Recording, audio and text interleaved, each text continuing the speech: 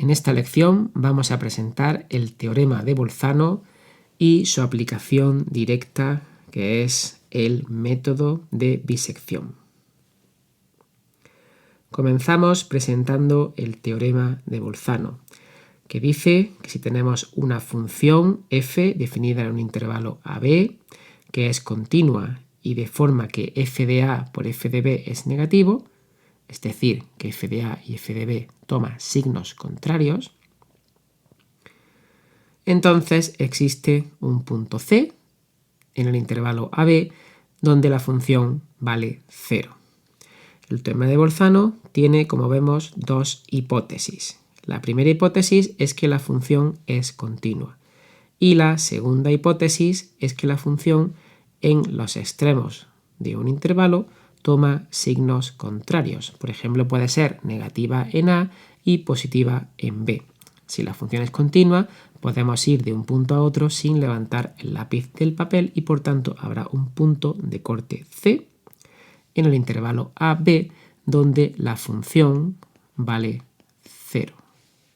Como ejemplo, aquí tenemos la función f de x igual a x al cubo menos x más 1. Y efectivamente la primera hipótesis se cumple, f es continua porque es un polinomio y todos los polinomios son continuos en todo R. Y si considero que esta función está definida en el intervalo menos 2, 2, resulta que f de menos 2 es igual a menos 5, que es un número negativo, y f de 2 es igual a 7, que es positivo. Luego se cumplen las dos hipótesis del teorema de Bolzano.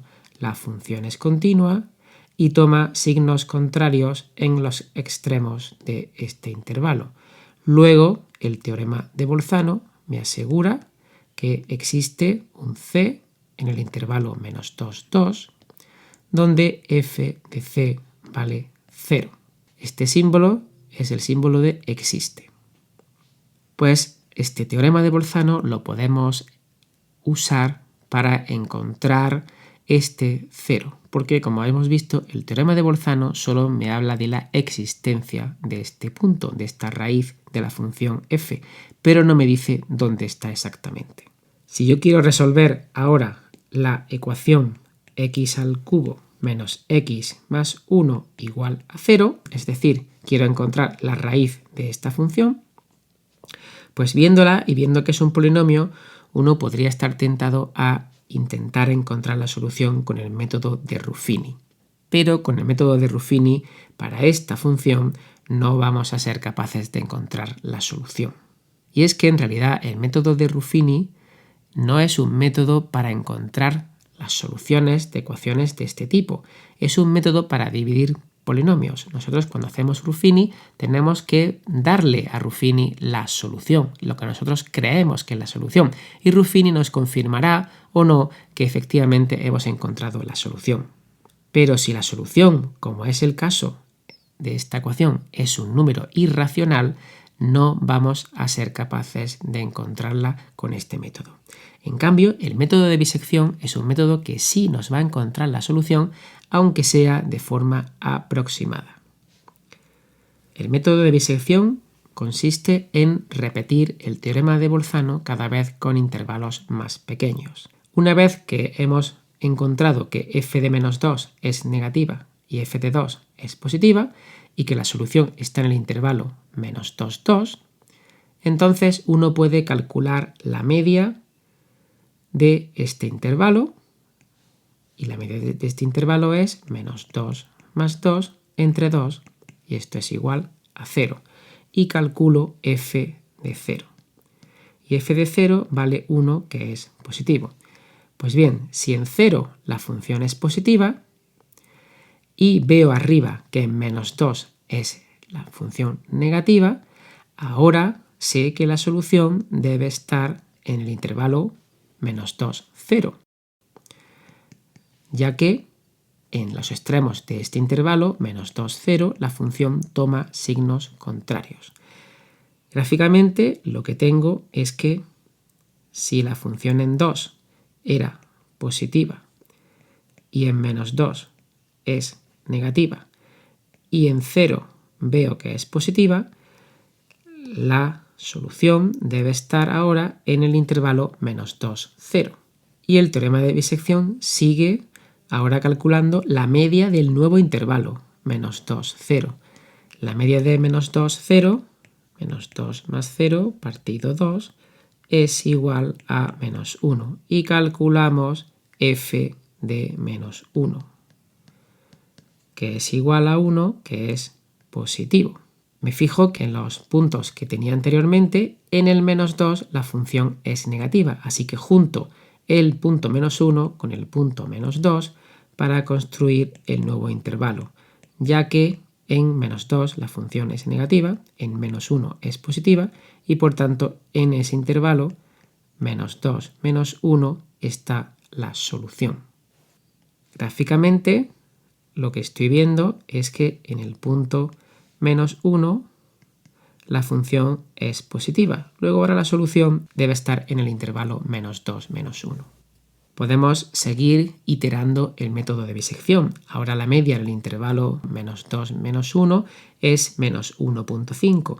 F de -1.5 resulta que es un número negativo, así que juntamos el -1.5 con el -1, donde la función era positiva, y llegamos a la conclusión de que la solución ahora debe estar en el intervalo -1.5, -1.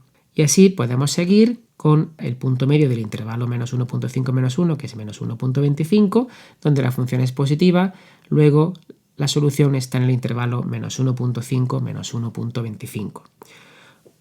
Y a continuación consideramos el punto -1.375, donde la función es negativa.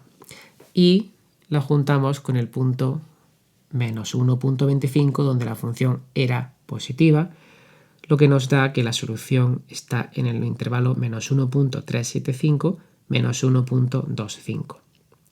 Y así puedo seguir hasta llegar a este intervalo que he obtenido tras 7 iteraciones del método de bisección.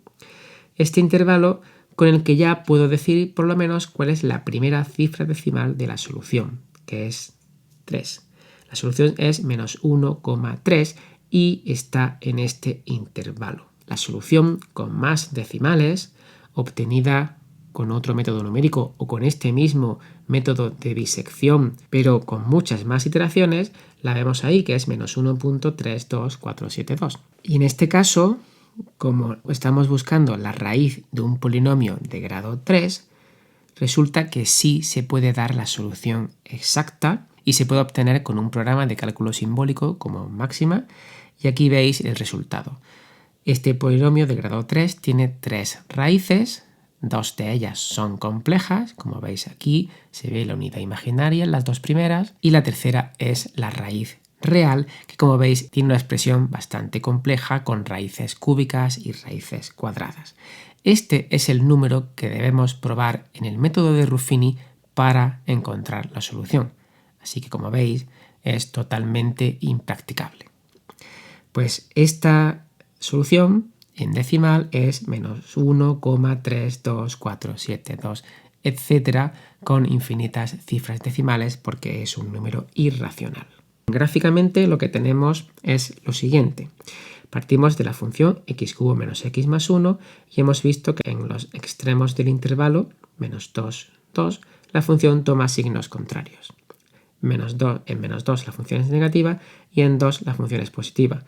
Luego hemos considerado el punto 0, donde la función es positiva, luego el punto -1, donde la función es positiva, luego nos quedamos con el intervalo -2, -1, el punto medio es -1.5, donde la función hemos visto que es negativa, y nos quedamos con el intervalo -1.5, -1.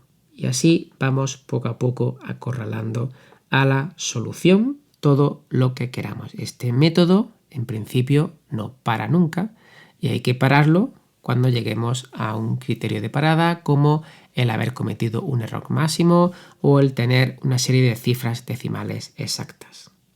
El algoritmo del método de bisección, en general, sería el siguiente.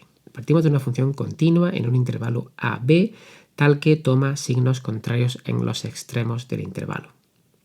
Vamos a suponer que f de a es negativo.